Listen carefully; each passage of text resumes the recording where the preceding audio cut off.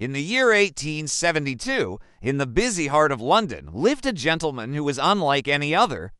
His name was Phileas Fogg, and though many people had heard of him, very few truly knew him.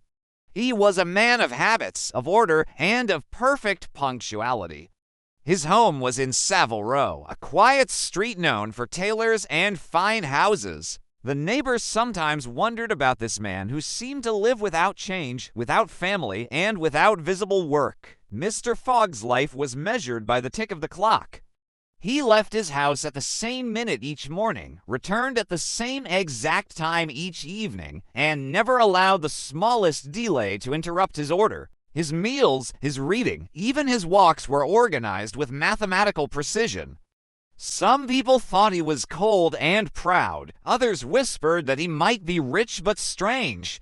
But the truth was simpler. Phileas Fogg valued calm, order, and discipline above all things. Every day, at the same hour, he went to the Reform Club, a private gentleman's club where London's wealthiest and most respected men met to read newspapers, discuss important topics, or play games. The Reform Club on Pall Mall was a place of polished oak tables, red leather chairs, high ceilings, and the constant rustle of newspapers.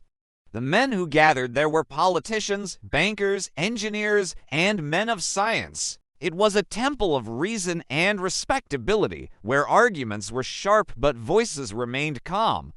There, Mr. Fogg spent hours reading and playing whist, a card game that required concentration and strategy. He spoke little, but when he did, his words were clear and precise. On the morning of October 2nd, 1872, something unusual disturbed Mr. Fogg's carefully ordered life. His servant had left him suddenly, unable to endure his master's strict schedule and demands. Mr. Fogg, calm as always, simply placed an advertisement for a new valet. That same day, a Frenchman named Jean Passepartout arrived at Savile Row to apply for the position.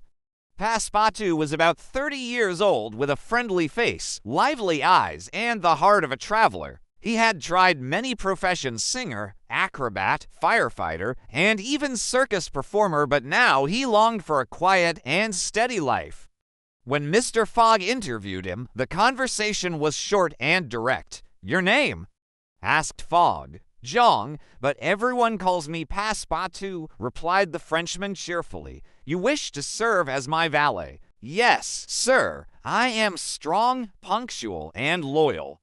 I left Paris because I desired peace and regularity." "Peace and regularity you shall have," said Mr. Fogg, without changing his expression. "My house is in order, and my habits never change. If you serve me well, you will find this place most suitable." Passepartout accepted with relief. After so many adventures, a life of calm sounded perfect. He did not yet know how mistaken he was. Passepartout's first impressions, as soon as he entered his master's house, Passepartout noticed its unusual character. The furniture was plain but elegant, polished until it shone. There were no pictures, no decorations, no family portraits. The only thing that seemed alive was the large clock in every room, all ticking in harmony. "This is the home of a man who loves order more than life itself," Passepartout whispered to himself. Well, at least it will be restful. He did not know that within 2 days he would be traveling across Europe, leaving London far behind.